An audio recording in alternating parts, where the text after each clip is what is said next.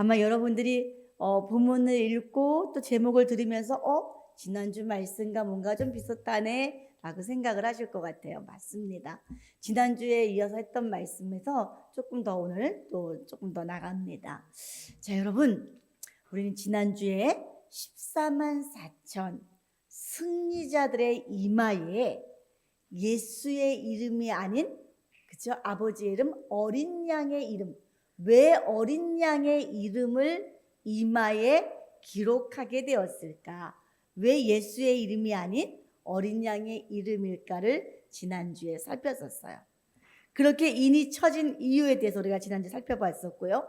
또 하나는 그 예로 베드로가 여러분 성령의 인을 어디다 받았다? 마음에 받았다 그랬어요. 이 마음에 받는 가정부터 베드로가 어린 양의 인을 이마에 받기까지 실패하고 넘어지고, 그리고 그 모든 가정 결국에는 회복되는, 다시 믿음이 회복되는 그 가정들을 우리가 살펴봤는데, 그 어린 양이 인도하는 대로 따라가는 그 길이 너무 험난하고 어려운 길이었음을 우리가 알 수 있었습니다. 자, 여러분, 또 지난번에 이런 말씀을 드렸어요. 어린 양의 이마에 인이 쳐져 있는 사람은 생명책에 이름이 있는 것과 똑같다. 왜? 생명책은 누구의 생명책? 어린 양의 생명책이다. 그래서 이마에 어린 양의 인이 박힌 사람은, 이름이 있다는 것은 곧 어디에도 있다는 거다? 예, 어린 양의 생명책에도 있다는 것입니다. 그럼 여러분, 오늘 주제가 그렇다면 생명책은 어디에 있을까? 이 생명책은 어디에 있을까요? 이 생명책이 어디에 있을까? 내 이름이 생명책에 있다고 하는데, 자, 요즘에는 그래요. 뭐 문자로도 오고 하지만 요즘에는 뭐 그러잖아요. 대학교에 입학 여부도 뭐 장학금도 그렇고 어떤 회사라든지 어떤 소속에 대해서 이제 우리가 합격을 했느냐 불합격을 했느냐 하면 뭘로 찾아봐요? 컴퓨터를 통해서 또는 여러 핸드폰을 통해서도 우리가 인터넷으로 확인할 수 있어요. 거기에 내 이름이 있나 없나, 합격자의 명단에 내 이름이 있는가 없는가를 살펴볼 수 있어요. 그러나 과연 생명책에 내 이름이 있는지 없는지 어디서 확인을 할까? 근데 오늘 이제 이 확인의 개념보다는 오늘 이 생명책에 또 포커스가 맞춰져 있는데, 여러분 한번 물어볼게요. 생명책은 어디에 있을까요? 생명책은 어디에 있을까? 내 이름이 있는지 확인도 해봐야 되는데 생명책이 어디에 있을까요? 여러분, 우리가 생명책, 여러분, 우리가 하나님께서 우리 구원받은 우리들의 이름이 기록된 생명책이 있는데, 이 생명책은 어디에 있을 것 같아요? 예, 모두가 맞아. 다들 뭐 천국이요라고 할 수 있어요. 맞죠? 우리가 천국 보고 오신 분들이 그런 말씀도 많이 하세요.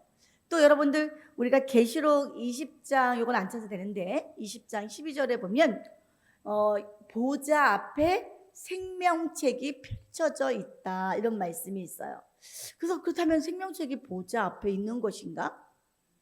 우리가 그 의미를 한번 생각해 보려고 합니다. 과연 생명책이 어떻게 생겼을까? 자, 정말 우리가 책 모양일까? 저는 어려서부터 그런 생각을 했어요. 야, 생명책에 기록이 돼 있다는데, 야, 구원받은 그 몇천 년 동안 구원받은 사람의 숫자를 다 쓰려면 이 책이 얼마나 클까?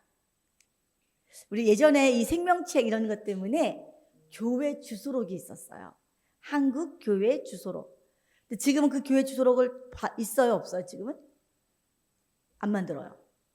한 20년, 30년 전에는요, 한국 교계협회에서 이렇게 두껍게 한국 교회, 교단별 한국 교회 기록책이 다 있었어요.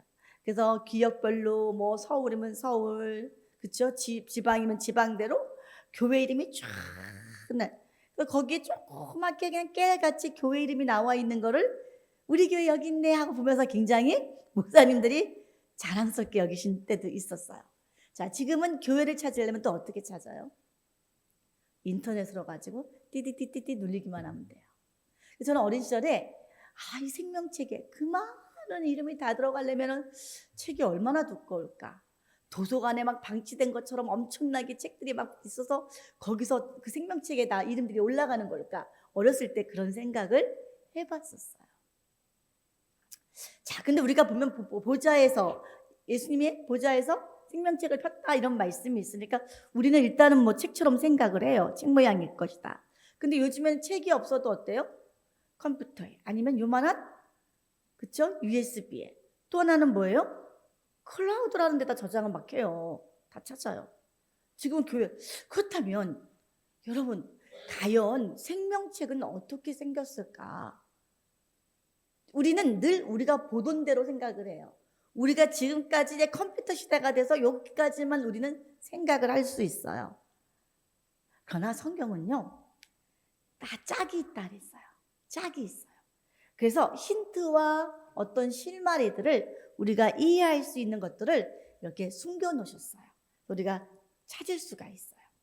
그래서 오늘은 이 어린 양의 이 생명책을 어디다 연결을 시킬 거냐면 대제사장의 판결 흉패로 연결을 시키면서 오늘은 비교하면서 살펴볼 것입니다. 자, 첫 번째 대지입니다. 판결 흉패의 모양입니다. 흉이 뭐냐면 가슴 흉이에요.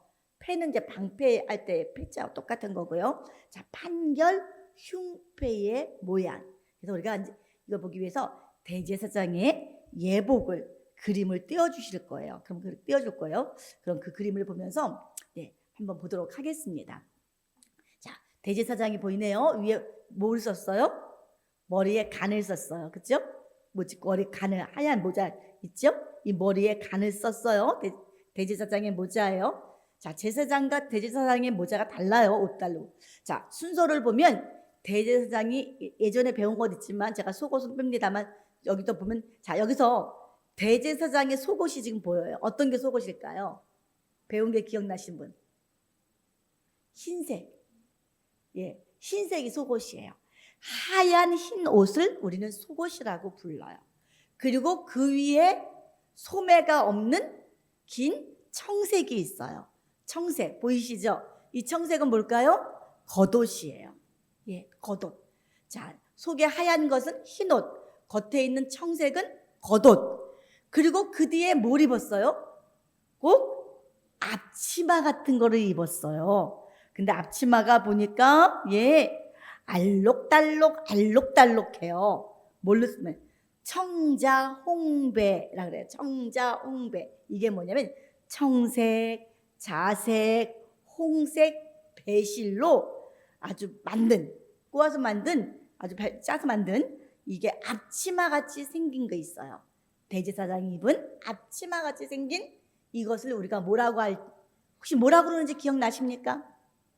아멘. 기억을 하시네요. 에봇이에요. 에봇. 예, 이게 바로 에봇이에요. 자, 이게 에봇입니다. 근데 에봇 위에 뭐가 있어요? 지금? 네. 자, 여러분들 색깔이 잘 안 보일까봐 제가 더 크게 좀 밑에 잘해주셨네요. 에봇 위에 보니까 여기 흉패가 있어요. 에봇 위에 판결 흉패가 있어요. 자, 보이시나요? 네모난 이 판결 흉패. 근데 이 판결 흉패에는 12개의 보석이 박혀 있어요. 그리고 이 네모난 판결 흉패, 이 판결 흉패는요 한 겹이 아니라 두 겹으로 돼 있어요. 우리가 볼 때는 하나로 네모난 걸로 보여 있지만 주머니처럼 돼 있어요.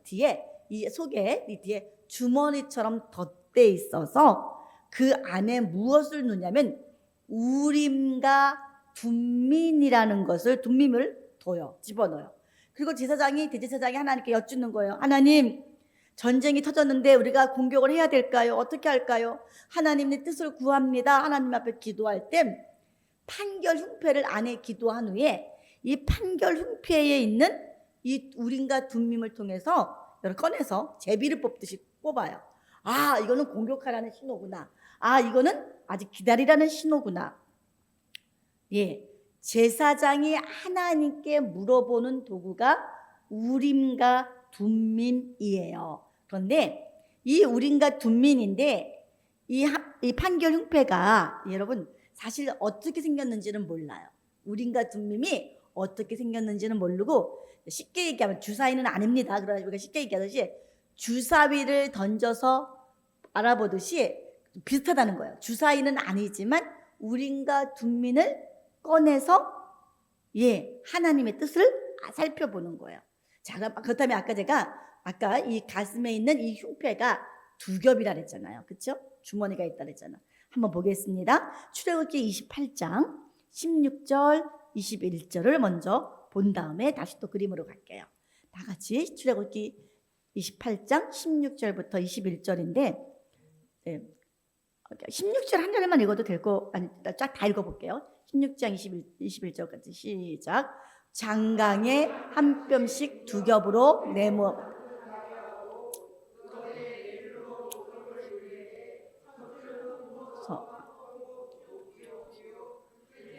석류 남보석 호마노 넷째 줄은 녹보석 호마노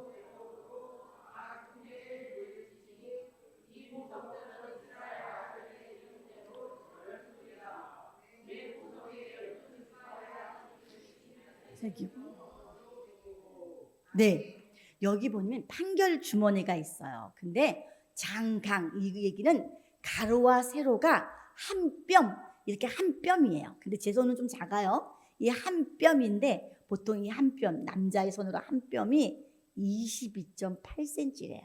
자, 22cm 이 한 뼘으로 네모 반듯하게 이 흉패는요 직사각형이 아니라 네모 반듯하게 해서 제사장의 이 흉패에 달려있는데 흉패인데 여러분들 왜 네모 반듯할까요?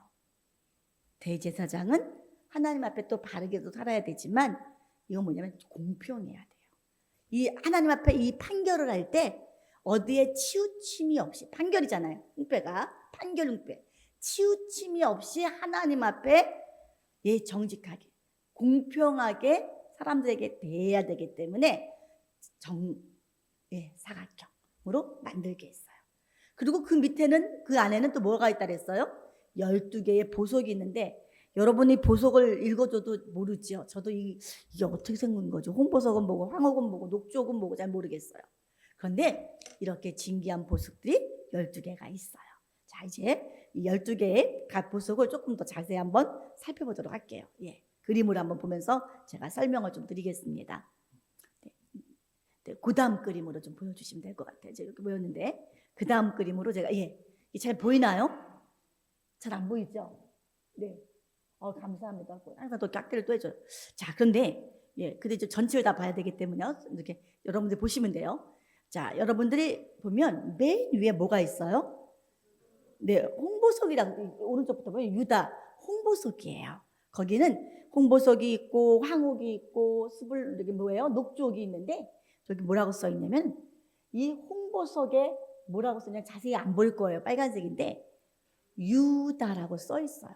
그리고 여기 보면 이사갈, 저기 이사갈 노란색 약간 놀이끼리 하는 거 이거 보면요. 가운데 이사갈 있죠? 거기 황옥, 이 황옥에 보면 이사갈이라고 써 있어요. 그런데 여러분 이렇게 12개의 보석이 오른쪽 맨이 뭐 유다서부터 이렇게 쫙 나와 있단 말이에요. 그런데 이게 어떤 거와 관련이 있느냐? 이 보석이 바뀐 순서가. 자, 이스라엘 백성들이 여러분 애굽에서 나와서 시내산에서 하나님께 십계명 언약을 받고 그 다음에 뭘 줘요? 성막을 시내산에서 만들었어요. 내려와서 시내산에서 내려서 성막을 만들고 이동을 했죠. 그 성막이 진행할 때와 또 여러분이 알다시피 성막이 주둔할 때의 사람들의 움직임이 다 달라요. 근데 오늘 이 모습은 성막이 진을 칠 때야. 이제 성막이 뭐냐면 막 이동을 했어. 자, 하나님의 불기둥과 구름기둥이 딱 멈춰. 여기서 쓰라는 거구나. 불기둥이 딱 멈추니까 여기서 쓰는 거야. 그런데 딱 여러분 중앙에는 뭐가 있어야 돼요? 성전, 성막, 그죠? 성막이 있어요. 그 성막은 지성소와 성소로 되어 있고 뜰도 있죠. 근데 이 성막이 중앙에 딱 있어요. 중앙에. 그러면 성막이 딱 중앙에 있으면 동서남북으로 볼 때 이렇게 우리 동서남북으로 볼 때 여러분이 보는 방향으로 본다면 동서남북, 동쪽, 여기 동이라고 볼 때 이 동쪽에 진을 치는 지파가 누구냐면 유다, 이사갈, 스불론이에요. 근데 제가 그 그림을 이전에 그려놓은 게 있는데 찾다가 못 찾아가지고 그림 그려놓은 게 있는데 그 그림을 좀 그려놓은 게 정확해서 그래서 아까 이제 인터넷으로 한번 좀 혹시 제가 카톡을 하나 보내긴 했는데 그 그림을 띄워줄 수 있을까요? 네, 감사합니다. 예, 좀 보면서 할게요. 네, 그러면 그 그림을 보면 조금 더 이해가 될 것 같아요. 자, 보이죠? 네, 잘 보이시나요? 네, 자 보면은 동쪽이에요. 우리게 동쪽에 뭐가 있어요? 유다, 이사갈, 스불론. 자, 동쪽이니까 저 반대쪽은 뭐예요? 서쪽. 밑에는 뭐예요? 남쪽. 위에는 북쪽이에요. 그러니까 이 보석이 잘 보세요. 유다, 이사갈, 스불론이잖아요. 그 다음에 뭐였어요? 루벤, 시므온, 갓. 아까 보석을 생각하시면 돼요. 루벤, 시므온, 갓. 그 다음에 뭐예요? 에브라임, 므낫세, 베냐민. 그 다음에가 뭐예요? 단, 아셀, 납달리. 이 보석의 순서랑 똑같다는 거예요. 이스라엘에. 나중에 이제 또 한번 우리가 여름 수련회 때는 한번 다 그림 맞춰 만들어서 우리가 한번 또 이렇게 공부하는 시간도 가질 거예요. 자, 근데 분명히 성막을 중심으로 이렇게 12지파가 진을 치고 있었어요. 그런데 성막 가까이에 진을 친 사람들이 또 있었어요. 성막 가까이에. 요것도 한번 미리 볼게요. 이따가 설명을 할 거지만 자, 성막 가까이 보면 동쪽에 누가 있었어요? 레위 지파가 있어요. 다 레위 지파는 레위 지파예요. 다 여러분 성막을 중심으로 다 레위 지파가 진을 치고 있어 먼저. 근데 동쪽엔 누구냐면 모세와 제사장들, 아론의 자손들이 동쪽에 진을 쳐요. 그 다음에 밑에죠. 예, 남쪽엔 누구예요? 레위 지파 가운데 고핫 자손이 진을 쳐요.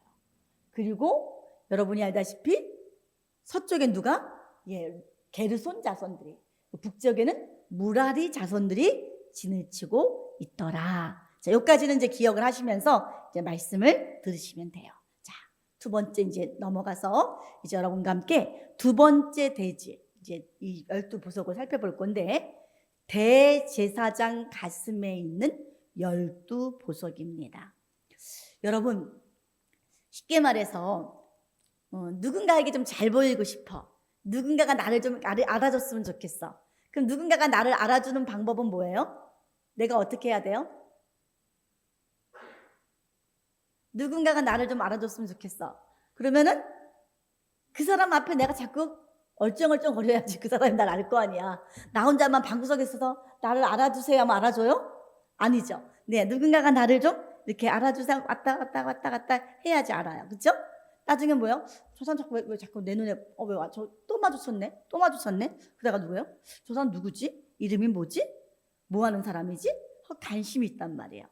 근데 여러분, 자꾸 만나고 자꾸 해야 관심도 있고 눈에 띄어야 되는데, 제가 쉽게 설명하려고 이런 얘기를 해요. 하나님은 모든 것에 편지하지 모든 것을 알고 계시지만 여러분, 우리가 어떻든 간에 하나님께 가까이 가고 하나님께 묻고 하나님이 나를 기억하게 해야 되는데 이스라엘 백성들은 하나님 앞에 갈 수가 있어요? 없어요? 사실상 없는 거죠. 어디까지는 가요. 그런데 하나님 앞에 갈 수가 없어요. 자, 왜 그럴까요? 시내산에서 모세가 하나님과 십계명 두 돌판에 언약을 받으러 올라갑니다. 근데 모세가 언약을 받아가지고 오는데 시간이 걸렸어. 금식도 하고 하나님 말씀을 듣는데 기도하면서. 그랬더니 밑에 있던 백성들이 야, 모세가 눈에 안 보이네. 우리 지도자가 안 보이네. 우리 버리고 갔어. 죽은 것 같아. 도망갔나? 죽은 것 같아. 백성들이 요동을 치면서 우리를 인도할 신을 만들어 달라고 한다는 얘기예요. 우리는 이 얘기를 통해서 이스라엘 백성들이 하나님을 믿는다고 하면서도 누굴 지금 신처럼 여겼다는 얘기예요? 모세, 눈에 보이는 모세가 신이야. 그러니까 모세가 안 보이니까는 야, 안 되겠다. 우리를 인도한 신을 만들어 달라. 그래서 아론이 금고리를 다 얻어서 뭘 만들었어요? 금송아지를 만들었어요. 금송아지를 만들어 놓으니까 사람들이 야, 우리를 인도한 우리의 하나님이야. 이 금송아지가 하나님이야. 금송아지가 여호와 하나님이야 해가면서 그 앞에서 춤을 추고 먹고 강날의 파티를 벌이고 있었어요. 하나님이 모세에게, 모세야, 네 백성들이 죄를 짓고 있어. 네 백성들이 지금 뭐 하고 있는지 아니? 너 빨리 가. 그러니까 모세가 급히 내려와요. 모세가 급히 내려왔는데 여러분, 금송아지 앞에서 춤을 추고 이게 우리의 하나님이다 그러고 막 제사를 드리니까 이 모습을 보고 모세가 너무나도 화가 나서 십계명을 던져버려요. 여러분, 십계명을 던진 게 우리가 모세가 노에서 모세가 성질이 급해가지고 던지고 이게 아니에요. 언약의 책을 떼면 백성은 다 죽는 거잖아요. 이 모세가요, 이 언약을 깬 것은, 이 돌판을 깬 것은요, 백성들을 살리기 위한 사랑이었어요. 그래서 여러분, 예전 설교 한번 했었어요. 기억하셔야 돼요. 자, 그 다음에 금송아지를 부수고 금송아지를 빨아버리래요. 다 부숴버려라, 다 빨아. 그리고 가루로 만들어서는 흐르는 물에다 뿌려요. 그리고는 백성들에게 뭐라고 얘기해? 야, 먹어, 마셔. 야, 니네가 섬기는 신, 니네가 만든 저 우상, 최후가 봐봐. 때려 부시니까 부셔지지? 가루로 만드니까 가루가 되지? 흐르는 물에다 떠내려 보니까 떠내려가지? 마셔, 니네. 모세가? 그 다음에 또 뭐라고 얘기해요? 아주 무서운 얘기를 해요. 이제부터 여호와의 편에 설 자는 이쪽으로 나와라 그래요. 그럼 여러분 같으면 하나님 여호와의 편에 설 자는 이쪽으로 나와라, 이리 나와라 그러면은 여러분 나올 거예요, 안 나올 거예요? 나가야겠죠? 백성들이 나왔을까요, 안 나왔을까요? 아무도 안 나와. 하나님 편에 설 사람 이리 나와. 지금도 그러잖아. 예배드리러 나와. 하나님 편에 또 안 나오잖아요. 하나님 편에 설 사람 나와, 안 나와. 누구만 나왔어요? 레위 지파만 나왔어요. 레위 지파만 여호와의 편에 서겠나이다. 그때 모세가 레위 지파를 향해 너희는 허리에 칼을 차고 우상 숭배에 앞장선 사람들을 모조리 죽이래요. 근데 모조리 죽이라고 하는 그 대상들 중에 누가 있었어요? 자기의 부모가 있을 수도 있고 아내가 있을 수도 있고요. 근데 레위 지파니까 아내는 아닐 거예요. 부모가 있을 수도 있고 형제가 있을 수도 있고 또 누가 있을 수 있어? 자식이 있을 수도 있고. 그런데 어떻게 하래요? 다 죽이래요. 도륙하래요. 근데 레위인들이 그 명령을 받들고 부모와 자식과 형제, 이웃을 가차없이 도륙합니다. 세상 사람들 이런 얘기를 들으면 이해 못해요. 영적으로 이해 못합니다. 그렇죠? 여러분, 이 사람들에게 있어서의 헌신은 뭐냐? 오직 하나님 편에 서는 것이 헌신이에요. 부모도 하나님보다 먼저가 아니고요. 자식도 하나님보다 먼저가 아니고요. 남편도 아내도 하나님보다 먼저가 아니에요. 오직 하나님이 먼저예요. 하나님 편에 서서 눈물을 머금고 도륙을 한 거예요. 근데 하나님은 레위 지파에게 뭐라고 말씀하셨어요? 너희가 헌신하였다. 그래서 지난번에도 얘기했지만 레위 지파가 시므온과 함께 디나 사건 때 하나님의 언약의 약속인 할례를 가지고 이방인을 속이고 죽였기 때문에, 이미 이방인이 할례를 받았으면 하나님 백성이 된 거거든요. 죽였기 때문에 레위 지파와 시므온 지파가 저주를 받았었어, 야곱 때. 그런데 이 일로 인하여 레위 지파가 무슨 반열이 돼요? 제사장 반열이 돼요. 또 하나는 여러분이 알다시피 장자는 다 누구 거라 했어요? 하나님이 다 내 것이다. 그래서 장자는 다 하나님께 드려야 돼. 장자를. 그런데 장자를 다 하나님께 드리는데 그렇게 번거롭게 하지 않고 어떻게 하셨어요? 레위 지파가 너희가 드려지는 장자를 대신해서 장자야. 그래서 영적으로 뭐예요? 예. 레위 지파가 드려지는 장자의 제물이 된다는 거예요. 12지파의 장자라는 얘기가 아니라 모든 가정, 모든 지파의 장자를 하나님께 드려야 되는데 그렇게 안 하고 누구를? 레위 지파로 받으시겠대요. 자, 여러분, 이 말씀을 하셨을 때 우리 하나님께서는 야, 레위 지파가 헌신했어. 그러면서 레위 지파 말고는 내 눈앞에서 얼쩡거리지 마. 쉽게 말하면 그거예요. 야, 레위 지파 말고는 내 앞에서 왔다 갔다 하지 마. 너희들은 내가 너희들을 보면 하나님이 진격할지도 몰라. 들이받을지도 몰라. 내 눈앞에 나타나지 마. 그런 거예요. 자, 여러분들 아까도 강야에서 진을 칠 때 하나님이 계시는 성막이 있었어요. 그렇죠? 성막이 있었어요. 근데 성막을 중심으로 동서남북에 이스라엘 12지파가 3지파씩 진을 쳤는데 아까 봤어요? 바로 옆에 성막 바로 옆에다가 12지파가 진을 칠 수 있어요? 없어요? 없어요. 왜? 하나님이 돌격하실까 봐. 야, 안 돼. 그 사이에 누가 막고 있어야 돼요? 레위지파가. 하나님이 레위지파가 뺑 둘러서 진을 치게 했어요. 아까 봤듯이 동쪽은 아론, 모세와 아론이. 그렇죠? 또 이렇게 여러분이 알다시피 고핫, 무라리, 게르손이 다 진을 쳤어요. 다시 나눠서. 자, 한번 민수기 1장 52절부터 우리 한번 53절의 말씀을 읽어볼게요. 하나님이 돌격할까 봐 진을. 다 같이 한번 읽어봅니다. 시작. 이스라엘 자손은 군대대로 각각 진과 곁에 칠 것이니 레위는 증거와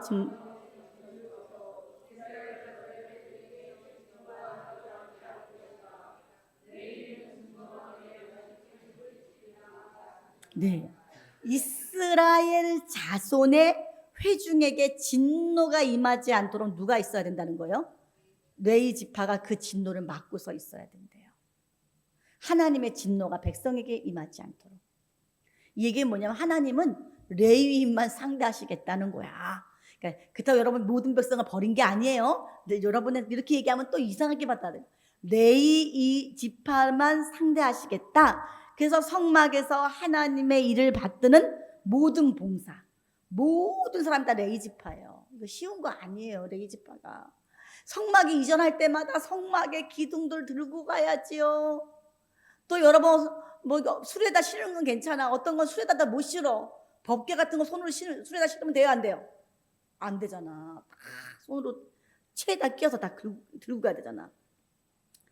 여러분, 내가 이제 이스라엘 백성들이 예물을 가지고 제사를 드리러 가기는 하지만 성막에는 못 가잖아요. 성막 밖에 번제단까지는 들여보낼 수 있어도, 그렇죠? 여러분, 이스라엘 백성들이 그렇다면 금양단이 있는 기도와 간구를 올리는 그 소원을 하나님께 아뢰야 되는데 하나님과 소통할 수가 없어. 내 이름 석자를 하나님한테 올려서 알리고 싶은데 하나님 다 아시지만 알리고 싶은데 들어갈 수가 없어. 왜? 내가 죽어. 하나님 돌격해. 근데 이때 하나님과 소통을 할 수 있는 사람이 누구냐면 대제사장이에요. 그 역할을 대제사장이에요. 대제사장이 중보자로서 이스라엘 백성들을 나를 품고 우리를 품고 우리 민족을 품고 하나님 앞에 나아가는 거예요. 여기서 좀 잘 보셔야 돼요. 저와 여러분이 만인 제사장인 건 맞아요. 그래서 우리도 내 부모를 품고 내 자식을 품고 내 이웃을 품고 내 민족을 품고 열방을 품고 우리가 중보기도를 해야 되는 건 맞아요. 그러나 오늘 여기서의 상황하고는 조금 달라요. 무슨 말씀이죠? 이건 조금 달라요. 분명히 우리가 기도해야 돼요. 그런데 여기서의 대제사장 중보자는 오직 예수님 한 분이에요. 자, 기억을 하셔야 돼요.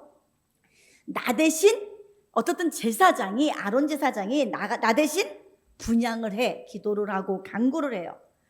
여러분도 품고 기도하고 간구를 합니다. 네.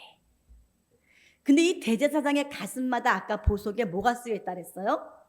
예, 12지파의 이름들이 다 새겨져 있었어요. 자, 이게 무엇을 의미하는 거냐? 제가 아까 어린 양의 생명책은 어떻게 생겼을까? 어린 양의 생명책은 어디에 있을까? 그러니까 우리는 늘 고정관념 속에 뭐만 생각해요? 이렇게 생긴 책만 생각을 해요. 그런데 한번 우리가 대제사장에 있는 이 가슴의 흉패를 한번 보자는 거죠. 대제사장의 가슴에 하나하나의 이름이 기록되어 있다는 것은 뭐예요? 이게 바로 어린 양의 생명책, 이마에 인친 자, 어린 양의 생명책에 기록된 사람이라고도 표현할 수 있다는 거예요. 아까 우리가 배웠잖아. 14만 4천 이마에 인친 자들은 어린 양의 생명책에 기록된 자다. 근데 14만 4천은 꼭 14만 4천 명이 아니라 뭐라 그랬어요? 대표적인 표현이다 그래서 대표. 자, 계시록 7장 4절부터 한번 읽어볼게요. 좀 길어서 다 중간에 다 안 읽을 건데 이제 읽는 데까지만 읽겠습니다. 계시록 7장 4절이에요. 오늘 말씀이 조금 어려울까봐 제가 지금 막 생각을 막 하면서 좀 전하기 때문에 계시록 7장 4절입니다. 한번 읽어보겠습니다. 시작. 입맞은 자의 수를 들으니 입맞은 자들이 총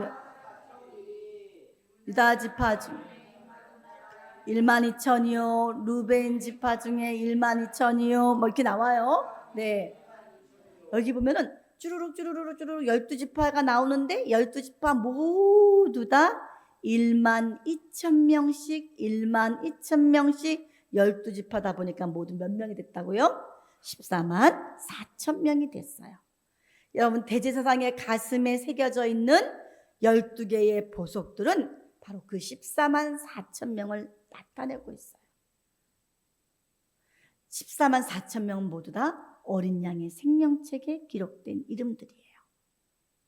대제사장의 가슴에 새겨진 이름들이에요. 이 사람들은 어떠한 시험과 연단이 와도 끝까지 어린 양을 따라간 믿음의 사람들이에요. 생명을 쟁취한 승리자들이에요. 그 사람들은 대제사장들이 가슴에 품고 있기 때문에 대제사장이 그 사람을 위해서 뭐예요? 날마다 기도와 간구로 올려주고 있어요. 정말 대제사장의 책임이 굉장히 크죠? 이 12지파의 사람들을, 이 12지파를 품고 기도해주고 있어요. 여러분들, 그럼 우리는 루벤 지파도 아니고 므낫세 지파도 아닌데 영적으로 우리가 이스라엘의 영적으로 유다 지파, 또 루벤 지파, 우리도 이스라엘의 12지파 안에 들어가는 거예요. 왜냐면 뭐라 그랬어요? 예수 그리스도, 갈라디아서에서 예수 그리스도를 믿음으로 우리가 아브라함의 자손이 되었다 그랬잖아요. 그래서 우리도 예수님으로 말미암아 영적인 얘기를 하는 거예요. 자, 그러면 이제 더 쉽게 이제 설명 하나 드릴게요. 세 번째 대지로 예수님 가슴에 새겨진 베드로예요. 자, 지난주에도 베드로 얘기를 했었죠. 베드로. 예. 지난주에 베드로에 대해서 얘기했어요. 베드로는 어떻게 보면 약간 자만했어. 아, 예수님 왜 죽습니까? 예수님 왜 죽어요? 죽으면 안 되죠. 아, 예수님이 설령 옥에 간다 그래도 내가 옥에 갈 거예요. 내가 예수님 죽는다 그러면 내가 그 죽는 자리를 쫓아갈 거예요. 걱정하지 마세요. 아, 예수님 왜 그러세요 자꾸? 아, 제가 그렇게 한다니까요. 예수님 나 못 믿는 거예요. 이렇게 얘기하는 거죠. 아, 왜 자꾸 그 얘기 하시냐니까요. 내가 책임진다니까요. 걱정하지 마세요. 내가 예수님 지켜드릴 거예요. 내가 예수님 변호할 거예요. 걱정하지 마세요. 어떻게 보면 베드로가 막 그냥 자만하면서 얘기를 해요. 그때 예수님이 뭐라고 말씀하시냐면, 베드로야, 지금 사단이 너를 청구하고 있어. 청구가 뭐예요? 못 쓰고 나면 돈 주세요. 자꾸 청구서 하듯이. 그쵸? 써내듯이 사단이가 청구서를 내는 거야. 뭐라고 청구하냐면 베드로 내놓으세요. 베드로 내놓으세요 하고 청구한다는 거야. 자, 여러분들 누가복음 22장 31절을 한번 읽어보겠습니다. 누가복음 22장 31절이에요. 한번 읽어봅니다.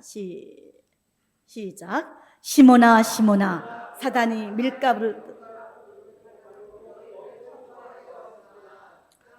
아멘. 예. 밀가부르려고 너를 청구한대요. 지금 밀가부르듯이. 이것이 헬라어로 시나조. 근데 이게 뭐냐면 어떤 그 체에다 넣고요. 이렇게 넣고서는 또 넣고 막 흔드는 거야. 막 믹스시키듯이 막 흔드는 거야. 자, 이게 뭐냐면 베드로를 놓고 사단이가 내가 한번 흔들어 봐야겠어요. 빨리 내놓으세요. 제 베드로가 내과예요. 제 베드로가 가만히 보니까 말하는 거 보니까 나랑 똑같은 애니까 내놓으세요. 내 거예요. 빨리 주세요. 내가 쟤를 막 흔들어가지고 마음속에 동요를 일으켜서, 내적인 동요를 일으켜서 뒤집어서 내가 한번 시험해봐야겠어요. 까불어 봐야겠어요. 사단이 예수님한테 교만한 자, 오만한 자, 목이 뻣뻣한 자 다 내놓으세요. 내 소관이에요. 내 친구예요. 다 내놓으세요. 오늘도 그런단 말이에요. 하나님이. 야, 베들교회, 하나님은 베들교회 성도들을 막 사랑하시고 다 내 새끼야, 내 새끼야 그러는데 사단이 하나님, 아이고 쟤 좀 보세요. 쟤 하는 짓 좀 보세요. 쟤 하는 짓은 내가예요, 내가. 내 친구예요, 내 친구. 내놓으세요. 똑같은 얘기예요. 지금 사단이가 예수님한테 예수님의 제자인지 내 소관인지 내가 시험해 볼 테니까 좀 내놓으세요 하고 청구를 하고 있어요. 사단이 눈에는 지금 베드로가 자기랑 똑같은 거야. 자, 예수님이 사단에게 내줬을까요? 안 내줬을까요? 당연히 안 내줬을 것 같지요. 근데 여러분 보세요. 사단이 자꾸 달라는데 베드로는 지금 예수님의 제자의 자격이 지금 없어요. 지금 뭐예요? 지금 사단하고 똑같아. 순간에 내줄 수밖에 없어요. 잘 들어야 돼. 내준다고? 여러분 잘 들어보셔야 돼요. 내줬어요. 내줄 수밖에 없었어. 내줬어. 그래서 여러분들 왜 그러냐면 예수님께서 베드로한테 여러분 혼내실 때 뭐라 그랬죠? 베드로야 너 왜 그러니? 그러지 마. 그러면 안 돼. 이렇게 말씀하셨어요? 베드로한테 뭐라 그랬어요? 사단아 내 뒤로 물러가라. 아니 베드로 보고 지금 뭐라고 불렀어요 지금? 사단아 내 뒤로 물러가라 그랬어요. 네가 어떻게 하나님의 뜻이 아니고 사람의 생각으로 하나님의 뜻을 맡고 있느냐. 되게 무서운 말씀이었어요. 저는 야 우리가 하나님의 뜻을 쫓아가지 않으면 그 순간 나는 누구랑 친구 된 거야 지금? 사단이라는 얘기야. 소속이 지금 사단에게 속한 거야. 사단이 그러니까 요구하는 거야. 예수님 내놓으세요. 제 내과예요. 내과 나랑 똑같은 애예요. 내놓으세요. 제 육체파예요. 사람파예요. 하나님 뜻 모르는 애예요. 그럼 여러분이 예수님이 근데 사단아 그럼 내보내시면 어떡하지? 두려운 생각이 들죠. 그런데 우리 한번 31절만 읽었는데 32절까지 31절 32절을 다시 한번 읽어보도록 하겠습니다. 다 같이 한번 읽어볼게요. 시작. 시몬아 시몬아 보라 사단이 밀가루를 듯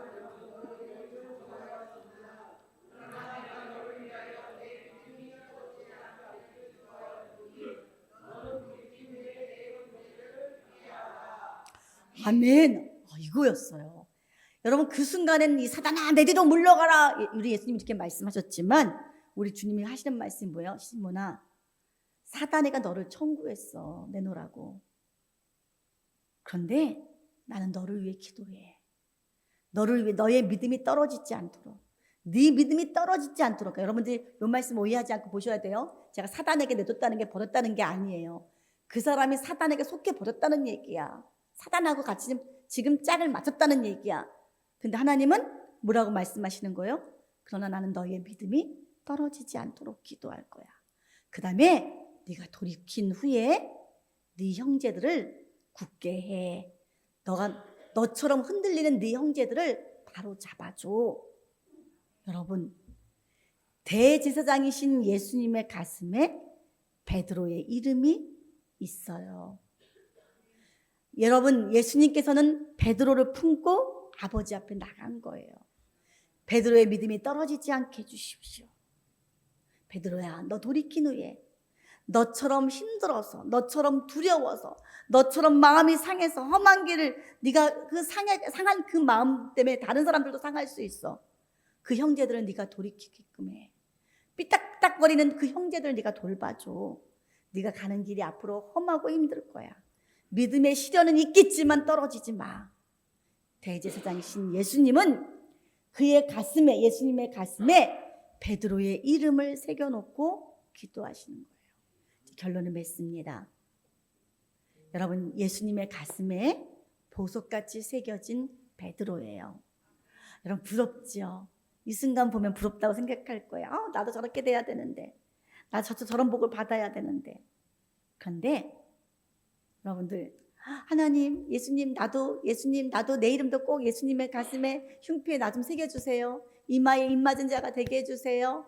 나 어린 양의 생명책에 기록된 자가 되게 해주세요 라고 우리가 아마 부러워할 수 있어요. 그런데 사실은요 한번 마태복음 23장 37절을 한번 읽어볼게요. 마태복음 23장 37절 한번 읽어보겠습니다. 시작.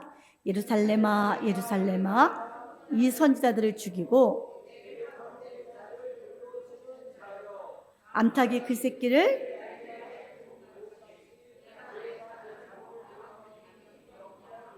그러나 너희가 원치 아니하노라 그랬어요. 여러분들, 예수님이 하시는 말씀이 내 자녀를 모으려고 내가 몇 번이나 했는데 원치 않는 게 누구래요? 너희래요. 여러분, 이 말씀이 예수님의 심정이에요. 우리는 하나님, 예수님 내 이름도 새겨주세요. 그런데 여러분들 하나같이 뭐예요? 예수님은 품으려고 하는데 다 도망간대요. 예수님 우리 좀 기억해 주세요가 아니에요. 예수님은 기억하고 계세요. 예수님은 기억을 안 하시는 게 아니에요. 예수님은 품어주려고 하는데 누가 도망가요? 우리가 도망간대요. 그 베드로가 부럽다고 하는 건 모순이라는 거예요. 예수님은 항상 팔 벌리고 항상 기다리고 계신데 누가 떠난 거예요? 내가 떠나고 있는 거예요. 예수님은 항상 팔 벌리고 내 가슴에 와라, 내 가슴에 내가 너를 위해서 기도한다 하는데 떠나는 게 누구예요? 우리란 말이에요. 대제사장의 가슴에 새겨진 그 이름들이 하나같이 빛나는 보석이에요. 여러분, 세상은 알아주지 못한다 할지라도 찬란하게 빛을 내는 보석이에요. 그 보석에는 성도들의 이름 한 글자 한 글자가 새겨져 있는 거예요. 12보석을 보면 같은 보석이 하나도 없어요. 세상 천지에 나와 똑같은 사람은 없어요. 세상 천지에 나 같은 사람은 나 하나예요. 그 빛을 낼 수 있는 사람은 나 하나예요. 다 다른 모양의 보석이듯이 저와 여러분의 각자의 모습에서 빛깔에서 여러분 아름다움을 내뿜을 수 있는 자가 돼야 돼요. 여러분, 보석이 완성될 때까지는 고통스러울 수 있어요. 빛날 때까지는 연마도 해야 돼요. 기계다 놓고 막 갈잖아요. 깎아야 돼요. 연마의 과정을 겪어야 돼요. 베드로를 보세요. 여러분, 베드로가 그 연마의 과정을 다 이겨냈잖아요. 베드로가 여러분 사단의 손에 들어가지 않도록 우리 주님 기도하셨잖아요. 그리고 베드로는 아름다운 보석이 됐어요. 전승에 의하면 베드로는 십자가에 못 박혀서 죽게 돼요. 그때 베드로가 뭐라 그래요? 내가 어떻게 주님과 똑같이 못 박힐 수 있겠습니까? 나는 거꾸로 십자가에 달리겠습니다. 과거에 그는 그 죽음의 자리에서 십자가형을 당하고 있는 예수님을 보면서 극도의 공포와 함께 도망갔어요. 그런데 이제는 두렵지가 않아요. 십자가형을 당하는데도 두렵지가 않아요.